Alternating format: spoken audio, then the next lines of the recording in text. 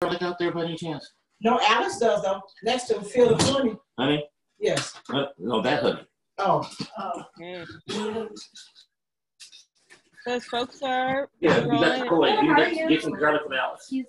She's right next to our table. Okay. Chef Phil's answering some questions live about garlic right now. What was the question that was over there? Was someone asking how to peel garlic? Oh, well, yeah, I guess we were being asked general garlic handling questions. Excuse me. And, well, garlic, are we live now? Yes. Okay. So, the handling of the garlic, cool, dry space, no refrigeration, but you want it cooler. Obviously, if you've got a smooth salt or something like that, that's perfect. But peeling the garlic, if you separate the cloves, put it in a jar, mason jar, anything like this. I'll show you as soon as the garlic gets here. Put the lid on it, shake it real hard, and the skin will start coming off. So, hi folks. We're doing autumn tomato bisque today, and we are broadcasting live from Oakland Avenue, and we're going to get started here. So, oh, it's okay. It's so perfectly okay. We're actually going to have to do a little bit of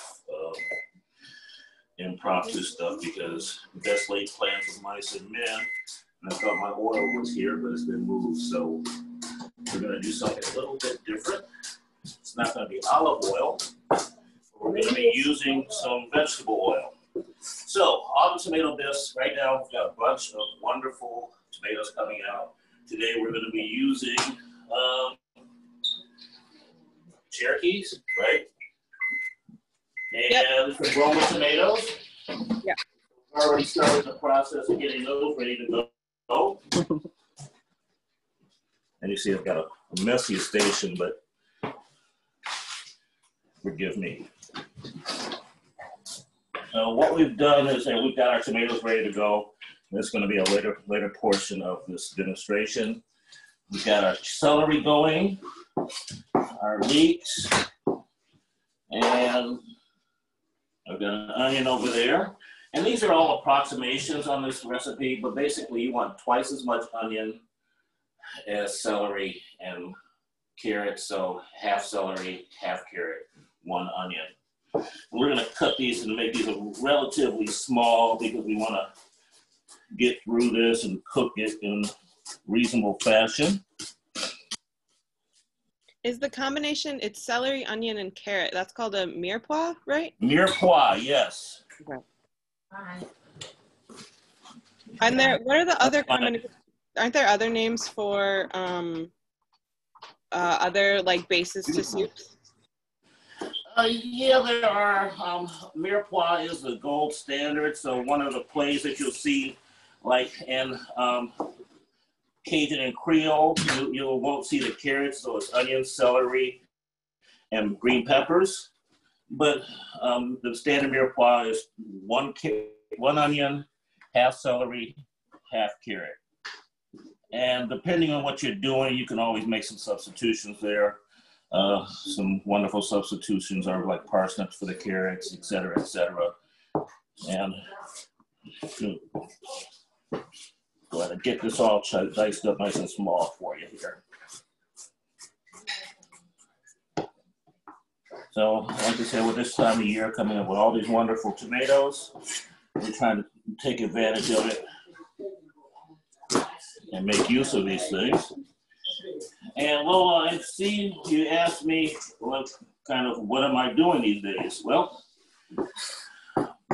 doing this. Working here over at Oakland Avenue to create a food hub. And so we're actually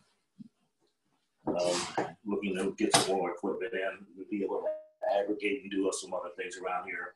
A couple weeks, this weekend, Make Food Not Waste has our video series starting in the city that some you'll know, some you won't know that are new to the city as far as their involvement, engagement around food, but it's going to be wonderful and great. And we've got the 5th through the 9th of October is Tuesday.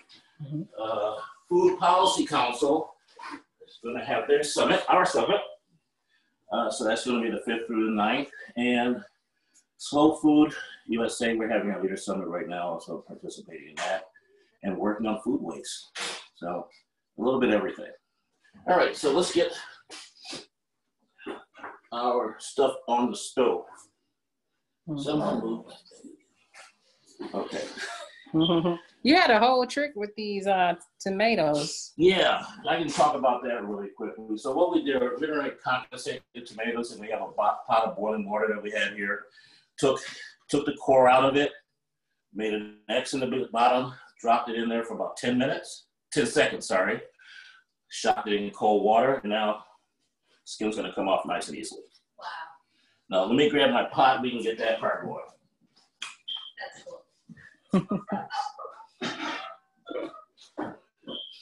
For the past several weeks, I've been, I think I like maxed out on my tomato sandwiches for the season. So I've just been doing that.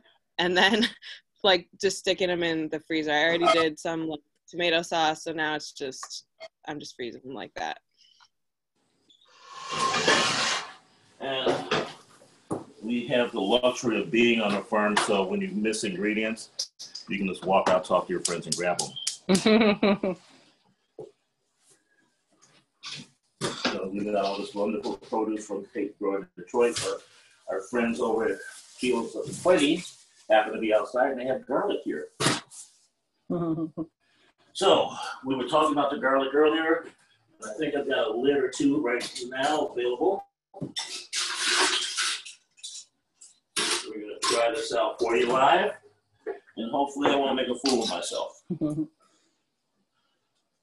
And we know that this is good garlic for the good of USA because, one, it has roots on it. All garlic from the U.S. has to have the roots on it. Anything that comes in from the outside, especially the Chinese garlic, to remove the roots. So you can easily tell, and I believe this is music. Oh, little smash.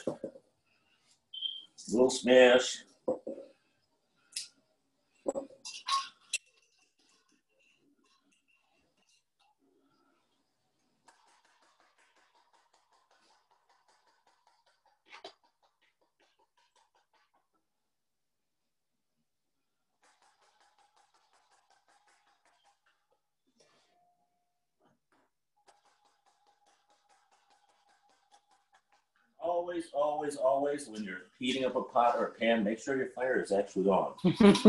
All right.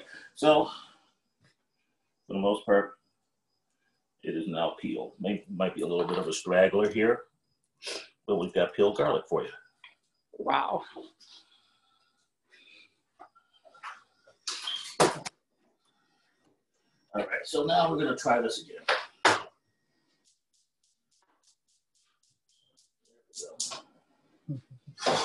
Get that on.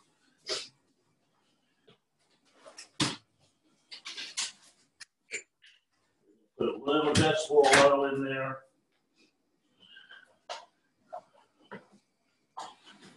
It's not going to affect the flavor that much, but it'll be okay.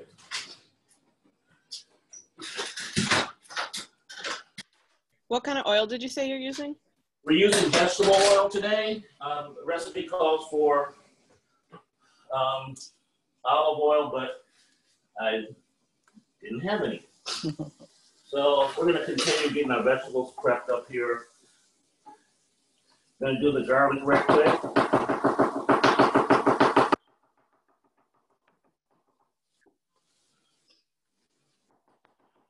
Sorry, guys, it's a busy kitchen. Check out those knife skills. Right.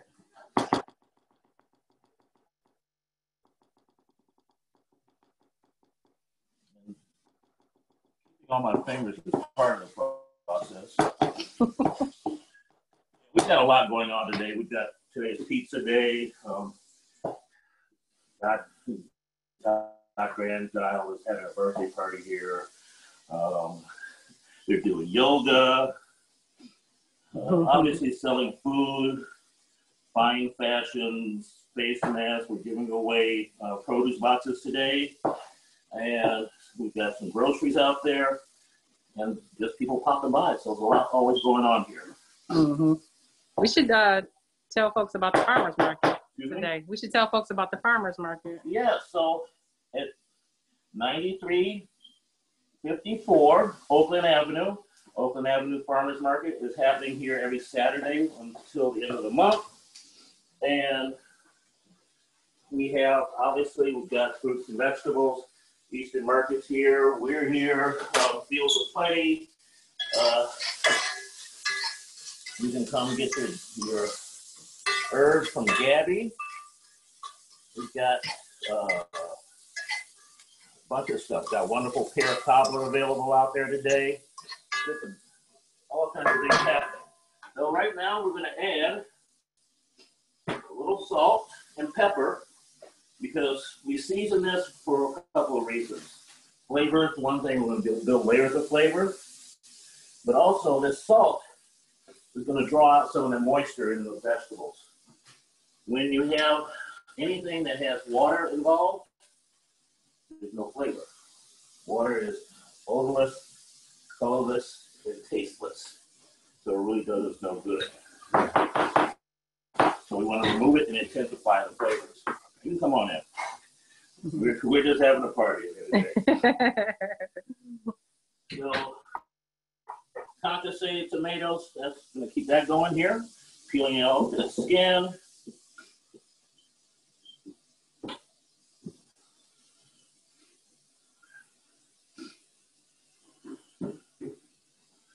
And does it make any difference if you take the skin off or not, or is there mostly like a texture preference? It's you will wind up having little bits of skin in there, and it's not the most appealing thing you go into the soup, and it doesn't always grind up really nicely. So you just want to remove it for this eating aesthetics.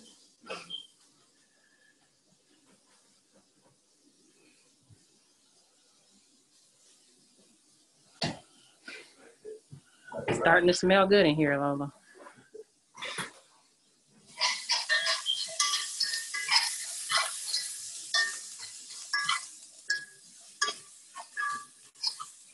I'm going to slow this down just a hair.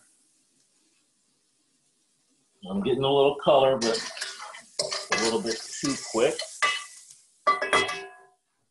Yeah, so are you looking for the Mirepoix to be like low caramelization? Okay.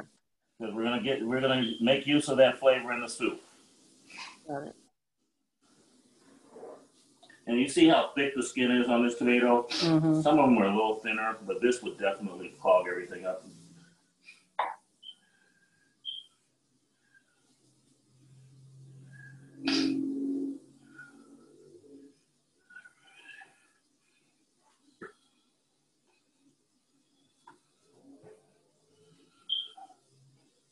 All right, so we're going to start adding in our spices. This calls for a teaspoon of curry powder at this juncture, because we're going to reserve our half a teaspoon for later on. That's going to go right in our pot.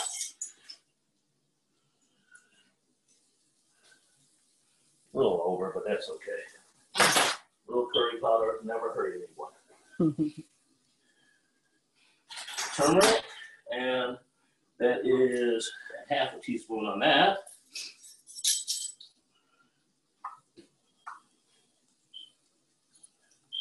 And turmeric has wonderful antioxidant properties, as does most of this. Helps with lower inflammation. Something that's not in the recipe that you could actually add is some ginger, which helps even more so with the inflammation. And we need some red pepper flake for a little spice. We're only going to do 1/8 of a teaspoon. So I didn't bring my other set. So we're just going to give a 1/2 or 1/4. It says 1 teaspoon of fresh thyme. Oh, I'm sorry, y'all cooking? We're actually filming. Oh, go ahead. Come on by, Laura. Come on. Busy day at the farm. So we're just gonna strip some of this in here, right in there.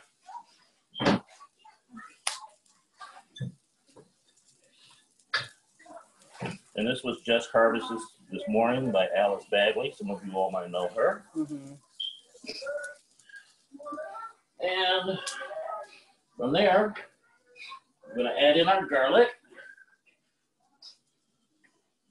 And it's running a little dry right now in the pan because we don't want a whole bunch of oil in there, but that's okay.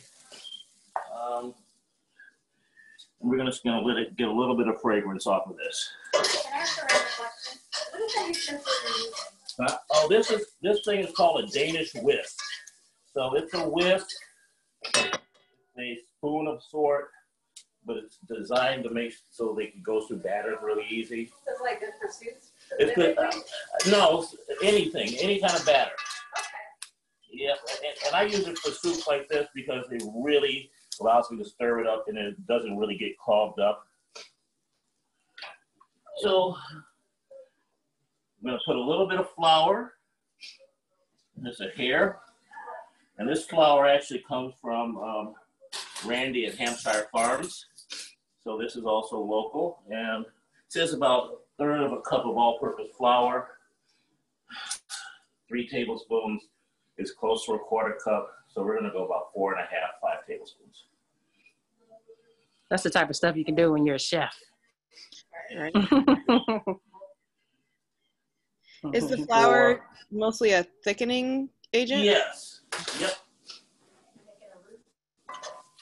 To some degree, yeah. It's gonna add a little bit of body to the whole dish, and it's a little dry, like I said, but that's okay because we're gonna add some liquid to it. All right, so we're gonna need 4 cups of vegetable broth. I say low sodium because you're gonna control your salt, and it's not just for health purposes, it's for flavor and things like that. So you just want to be in control of it at all times.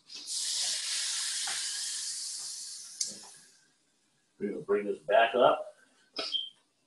Put 2 more cups of this in here.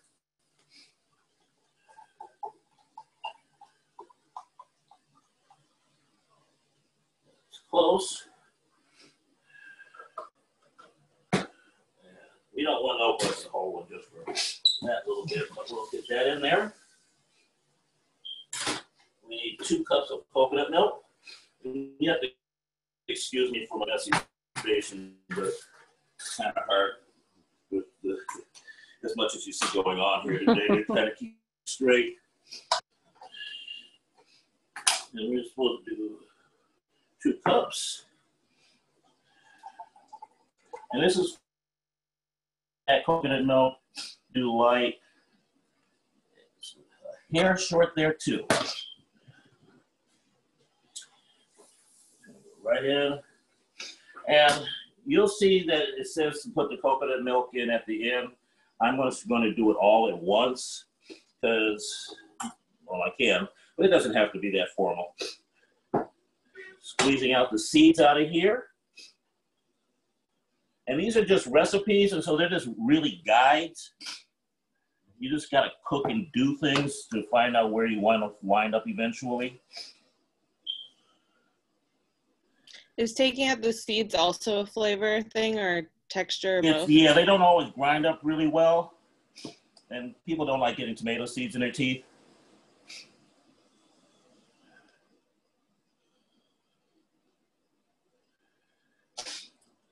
And we're going to cut these right in half. Just squeeze out the tomatoes. And, you know, if you're really fastidious, you can get all of them out of there, but get rid of most of them. Are there any varieties of tomatoes that wouldn't work for this recipe or that you wouldn't recommend for this recipe? You want something with good sweetness. And some of your slicing tomatoes, most of your slicing tomatoes are good. Most tomatoes will work for it. Just some of the firmer, less sweet ones are the ones I would stay away from. Yeah, so you hear me sniffing, and I'm actually using allergy medicine right now. So we have a chef with bad allergies that decides to work off of a farm. Doesn't make a lot of sense, but things we do for our trade. Now we'll move all this out of the way. Get rid of our tomatoes innards. Go to our compost pile. I'm just going to rough chop this.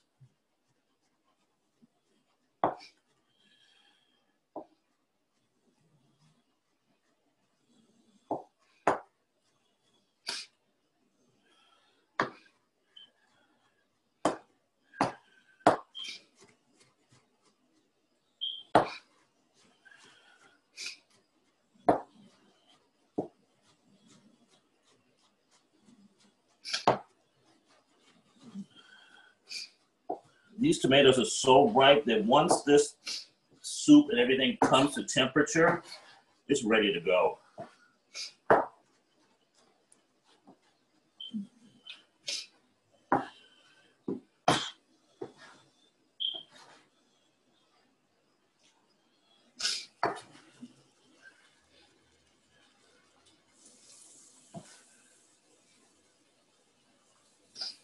And you'll notice in the recipe, one glaring omission, probably some of you might have picked it up.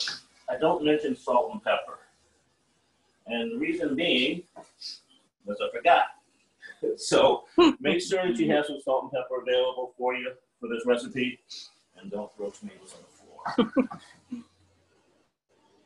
Keto happens to be in the office, and he says that he picked the tomatoes especially for you. Okay. Let me grab a towel. Ooh, sorry guys. My camera just fell over. Okay, tighten that up.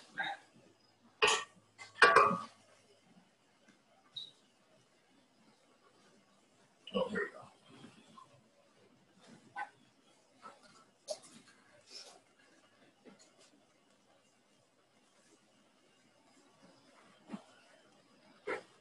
While that's going on, I'm going to do a little straightening here.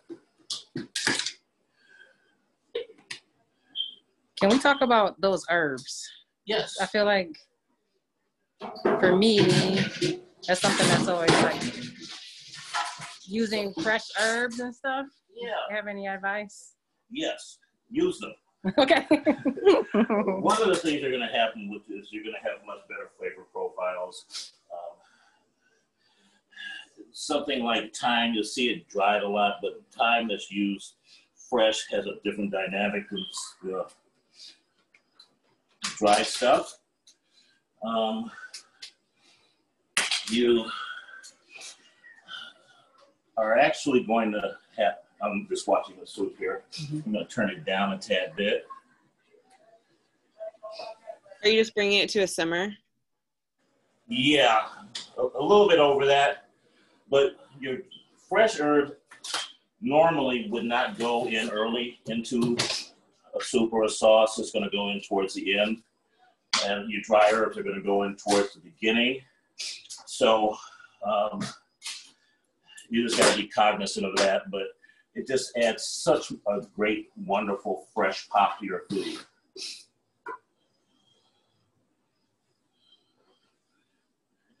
Any other questions, T? Yeah, if folks have any questions, feel free to throw them in the chat and we can read them to Chef Phil. Lola, while he's cleaning it up, I just want to show you this tomato that he had in his. It's beautiful as well. It's an heirloom called White Queen. And this year I'm playing around with heirloom tomatoes and hot peppers. So it's a wonderful producer. All the fruits are this big and bigger. It's this good firm slicer. All right. So clear that off. Now I'm going to clear this off so I can get to my power cord, because we're going to take and grind this soup up in one moment.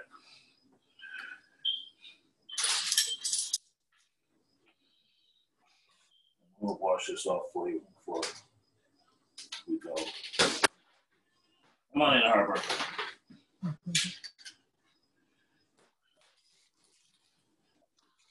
One thing I did forget to put in here, sorry, because I wanted to mention it specifically, is dried basil. Didn't have any dried basil today, but I did have this, and this is called sweet leaf. Sweet leaf is used in West African cooking a lot, and it actually is basil, but it's clove basil. So we're going to use this as a substitute.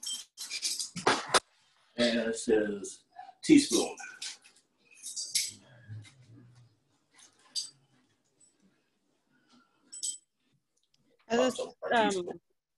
Okay, so now you see the soup is pretty much done. We'll take that over.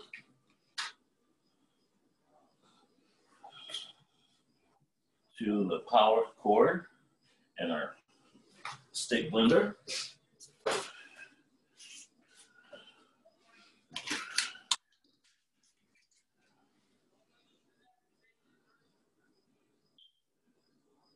And if you don't have a stick blender, you can always put it in a blender at home, food processor.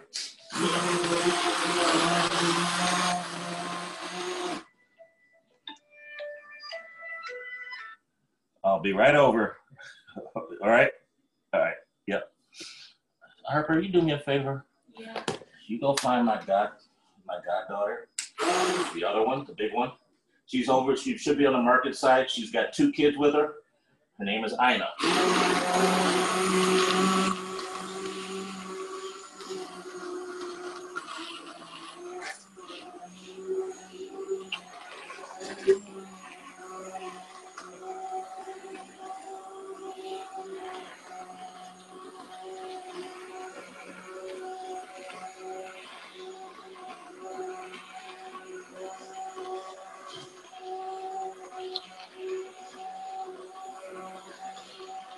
Alice, we just used your garlic.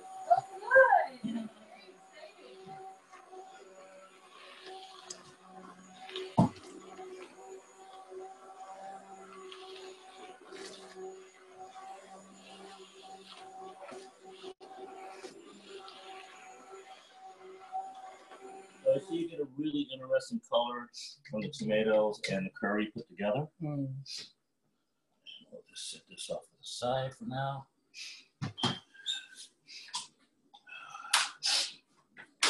And there's the soup. One thing to note, right, is if you don't have an immersion blender and you're putting it in like a food processor, you should wait for it to cool first, right, before you blend it up. You should put in a small amount at a time, and actually put, if you've got the type of blender top where you can take out that middle piece, take that piece out, put the top back on it, and put a towel on it. Because if you don't have that towel and your soup is still warm and you have a top on there, it is going to explode. There's no 2 ways about it. It will, if you've got too much and that top is on there with that lid in there. So you want to avoid that. And one thing I got to do, we've got to taste it to adjust the seasoning. So you saw it in any salt and pepper. I am going to default and give it a certain amount of pepper because I know it's going to need it. We'll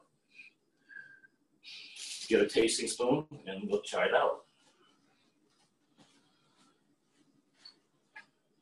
T, I'm jealous. I mean, it smells so good.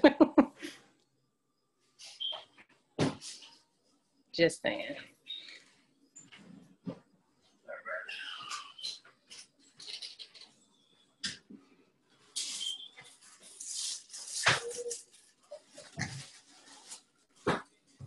That. Couple of questions. Okay. Someone's wondering what the brand of the coconut milk was. And that's my general go-to that I use on a regular basis. But everyone has their own favorites. Okay, so taste for salt.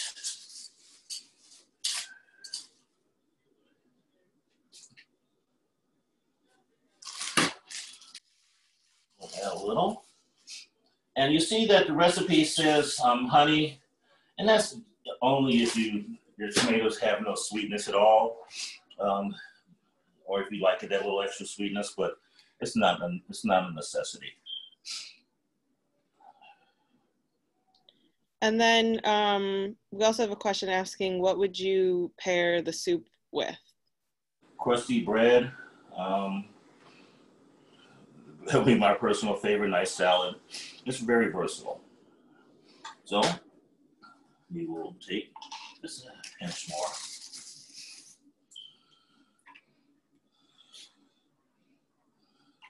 And our camera person can try it.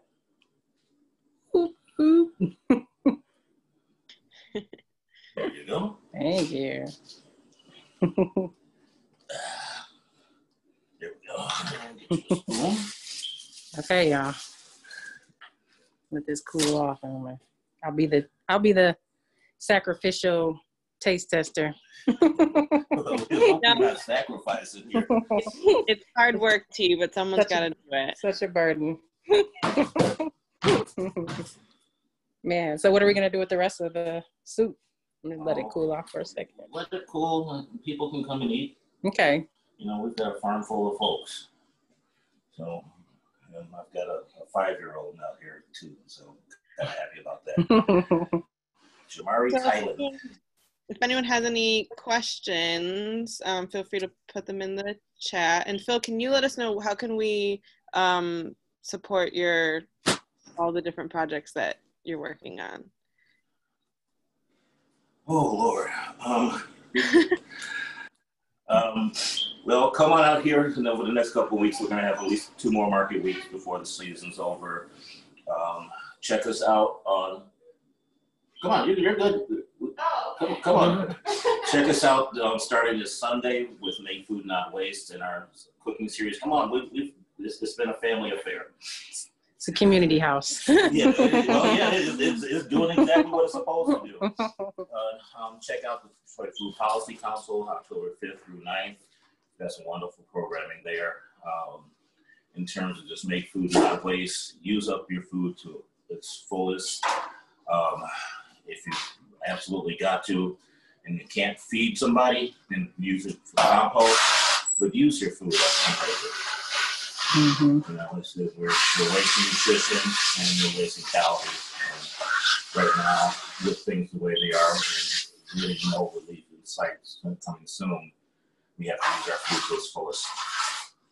So that's what I got. Yeah. Any advice on the seconds from the farm?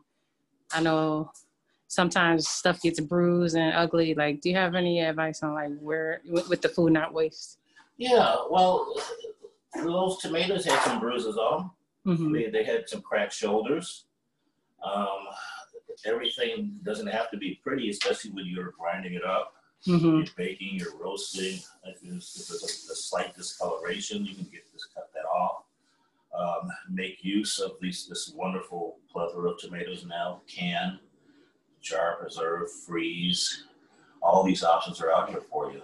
We just need to actually just take a little extra time, and the benefits for it are going to be there for over the winter. You know, look at the story of the grasshopper and the ant, and ant's a story, and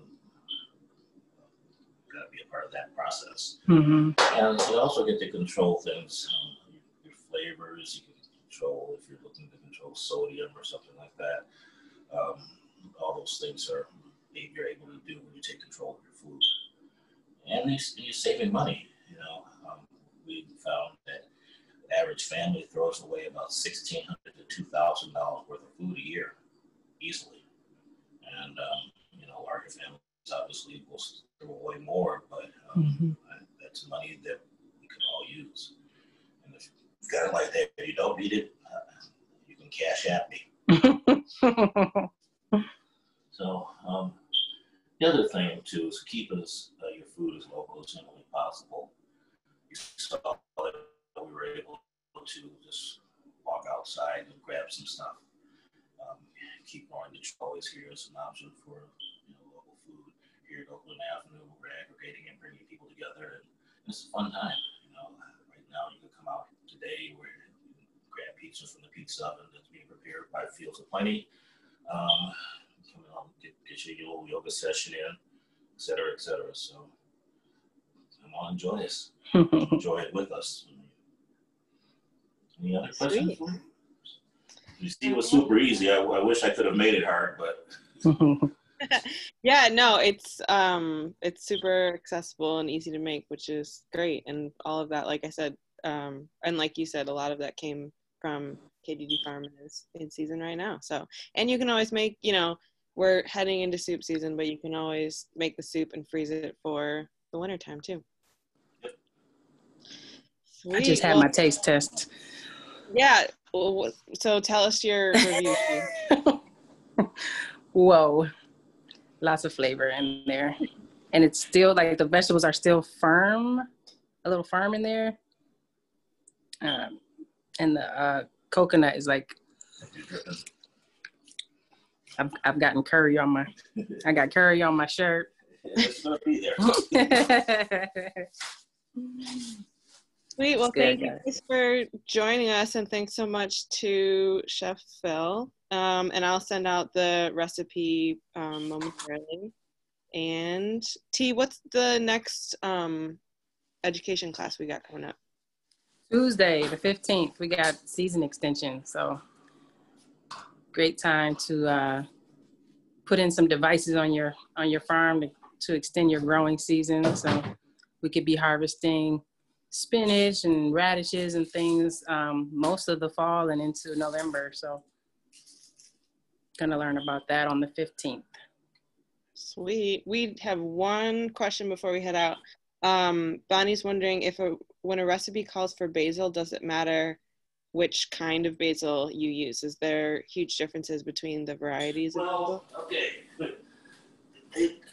It doesn't really. It's all a preference. This has the soup actually has a little islandy African feel with the curry, so that's why I use the sweet leaf, which is a clove basil. You can use Thai, whatever floats your boat. There's no particular one.